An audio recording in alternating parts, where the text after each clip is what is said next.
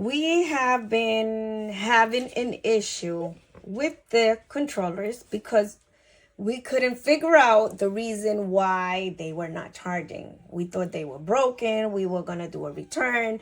Went on YouTube, went on the reviews, but I actually figured it out. I don't know if you guys know. I've seen some reviews that said that they stopped working. These little things right here that are placed back here, somehow I figure out that they go on this little slot right here on the battery.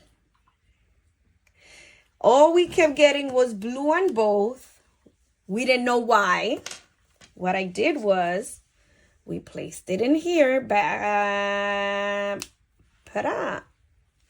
then we put it back on the charger. In here, that little thing facing out, which it touches this metal part right here, magnetic, and then you put it back in here. And as an example, here it is. Plop it in, still nothing.